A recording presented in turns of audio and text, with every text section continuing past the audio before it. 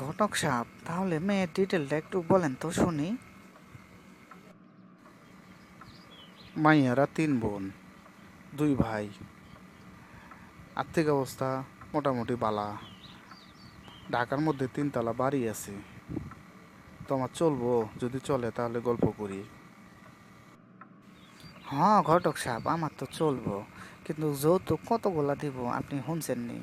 যৌতুক আমার লাগবো 5 লাখ টাকা। যদি 5 লাখ টাকা দিতে পারে তাহলে আমি এই বিয়ে ওরাম। মাইয়ার ভাইয়ের সাথে কথা হয়েছে, হেরা যৌতুক একটিও দিত না। যদি তোমার চলে তাহলে বললো, আর যদি না চলে তাহলে বললো না।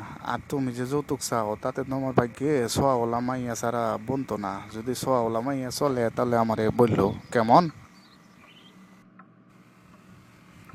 শুনেন ঘটক সাহেব, আমারে ডাক্কেন না, আপনি অপমান করাইতেছেন। আমারে 5 লাখ টাকা দেওয়ার লাইগা মাইয়া রেডি হয়ে আসছি, কিন্তু আমি বিয়ে হতাছি না। আপনি আমারে ডাক দিছেন, এর লাইগা আমি আইছি। আমি জানি তো। তোদের তোদের মতো পোলাপানের লাইগা এই আমাদের দেশটার এই অবস্থা। যৌতুক ছাড়া বিয়া করতে না। তোরে যদি দড়ি দিয়া রশি দিয়া পিটাইতো তাহলে আমার খুব মনটা শান্তি পাইতো। দেখিস, তোর এই যৌতুকের লাগিয়া তুই একদিন সর্বনাশ হইবি। এই তোরে আমি কইয়া দিলাম।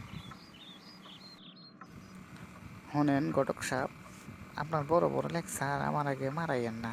আপনি অন্যখানো গটকালি করেন, আমার গটকালি আপনারে করানো লাগতো না। আমি বিয়ে আরও 5 বছর পরে করাম, কিন্তু যৌতুক আমার সেই 5 লাখ টাকাই লাগবো। যা যা, তোর মতো ফালতু ছেলের ঘটকালি আমি করবো না। তুই কই বিয়া করবি কর, তুই আমার পিছনে আর আইস না। আর যদি আওয়াজ তোরে থাপ্পড় দিয়া দাঁত ফালাই দেন। আচ্ছা ঠিক আছে ঘটক সাহেব, আমি গেলাম গা। আপনি আর আমার লেগে মেয়ে দেখেন না, আর মেয়ে দেখলে 5 লাখ টাকা যৌতুক নিয়ে আমার পিছনে আইয়েন।